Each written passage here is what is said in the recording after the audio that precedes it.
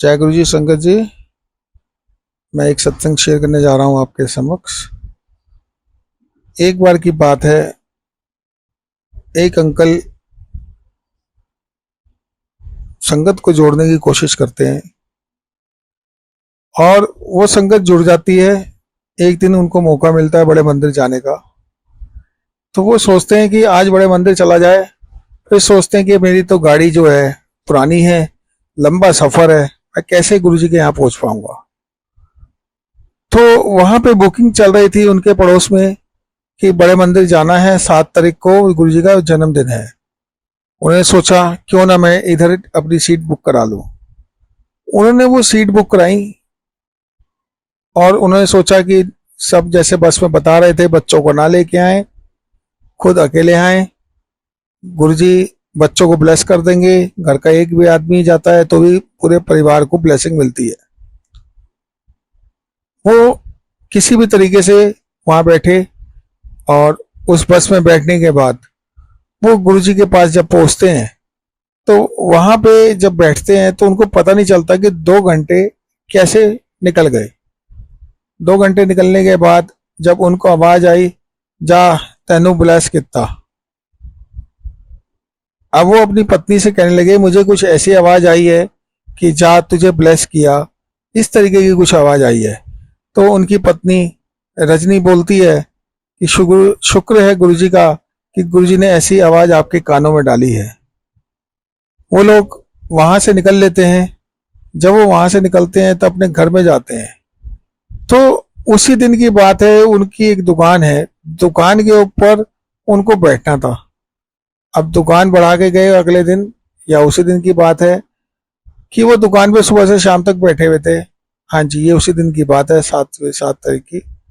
तो सुबह से शाम तक बस ने जाना था, 5 बजे के करीब वो अपना फ्री हुए और गुरुजी ने ऐसा चमत्कार दिखाया उनको कि वो बिजनेस में उनके 4 चौनी तरक्की हुई। जब तरक्की होने के कारण भी वो अपना सोचते रहे कि चलो गुरुजी ने हमारे को कर्जों से मुक्त कराया, शुक्राना गुरुजी का। वो सोचने लगे कि किस तरीके से हम गुरुजी का सत्संग करें, या ऐसा कुछ हो कि आने वाले टाइम में हम अपने व्हीकल से जाएं और अपने बच्चों को लेके जाएं।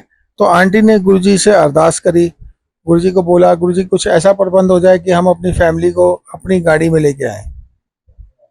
गुरुजी ने ऐसा चमत्कार दिखाया कि नेक्स्ट टाइम पे ऐसा पैसा आया उनके पास, जो रुका हुआ उनका पैसा था, रुके हुए पैसे से उनके पास मोटरसाइकिल के लिए और गाड़ी के लिए, नई गाड़ी के लिए भी पैसे आ गए। अब आ गए, उन्होंने गाड़ी भी ले ली, स्कूटी भी ले ली, जो भी उनको मोटरसाइकिल जो भी लेना होगा। जब उन्होंने ले लिया तो उन्होंने ये नहीं सोचा कि कुछ पैसे रख लेने चाहिए थे। फिर से पोजीशन टाइट हुई, गुरुजी ने फिर कृपा करी। क्यों कृपा, किस लिए करी? अब हम दोनों मियाँ बीबी उसके अंदर उन्होंने सोचा कि हम सत्संग करते हैं। जब हम सत्संग करने चलते हैं, उसके लिए सोचते हैं, तो फिर दिमाग में आता है कि मैं आज की डेट में सत्संग के बारे में सोच रहा हूं, लेकिन फंड्स तो होने चाहिए सत्संग के लिए। गुरुजी का करिश्मा देखिए, अंकल के घर पे एक पड़ोसी आता है और बोलता है कि भाई साहब ये 10,000 रुपये ले लीजिए और कल मेरे यहाँ पे एक इन्वर्टर लगा दीजिएगा। 10,000 रुपये एडवांस मिलते ही खुशी इतनी हुई कि गुरुजी का शुक्राना करने लग गए।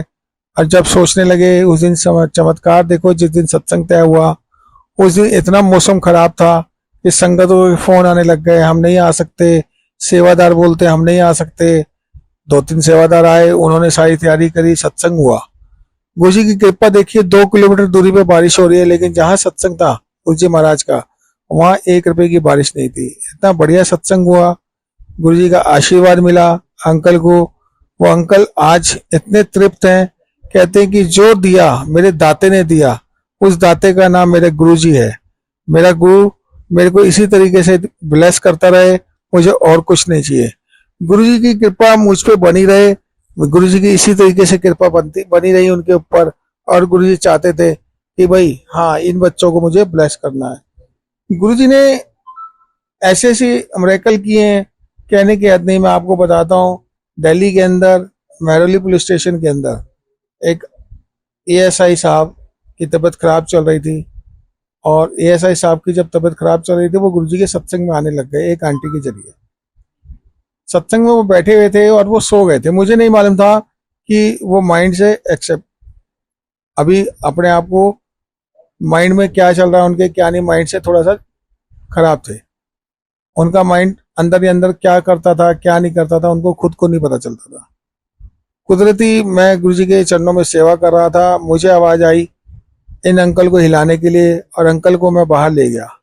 जो गुरुजी ने मुझे बताया, मुझे दिखाया, वो मैंने अंकल से शेयर किया।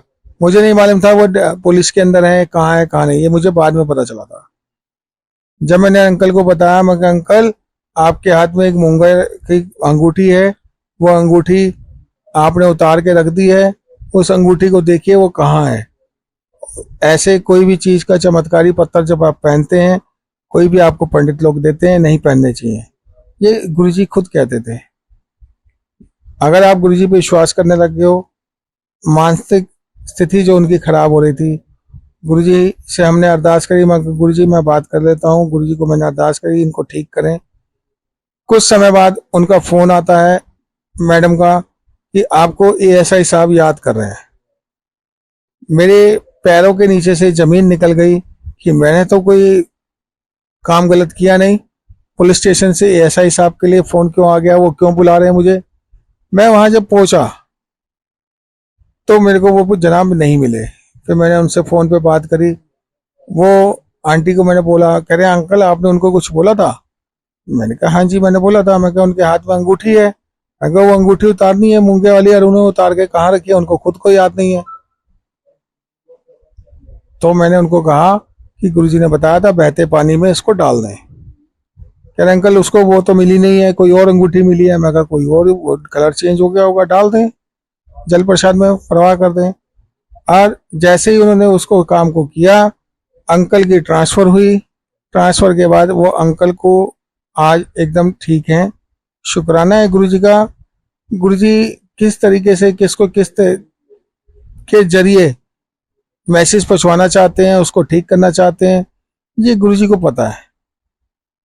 इसलिए संगत जी थोड़ी सी कोशिश कीजिए कि अपने कर्मों को हम सुधारें।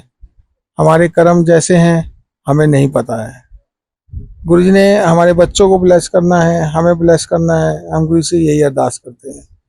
हे मेरे महाराज, मेरे गुरुदेव, मेरे गुरु, मेरे गुरुजी, आप सबको इसी तरीके से शक्ति दें, उनको ब्लेस करें।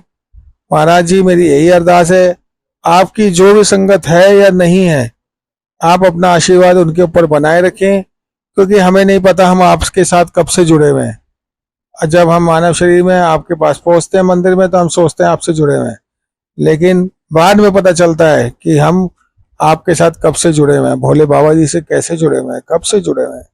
ये गुरु जी का शुक्राना है, अनंतम शुक्राना है गुरु जी का, कि गुरु जी ने अपने चरणों में हमारे को जगह दी है, हमारे शरीर को बचा के रखा हुआ है। गुरु जी दुख देते हैं, क्या आपने कभी सुना है? नहीं, गुरु जी सुख ही देते हैं, हमारे कर्मों को काट देते हैं और सुखी प्रदान करते हैं। आज महाराज ने मुझे चौथा जीवन दिया हुआ है, चौथे जीवन में भी मैं खुश हूं।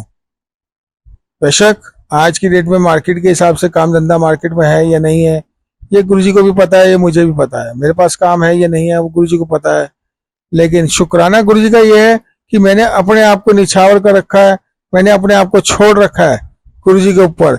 जो गुरुजी करेंगे सब ठीक करेंगे। शुक्राना गुरुजी, अनंतम शुक्राना गुरुजी। जय गुरुजी, जय गुरुजी। I love you Guruji.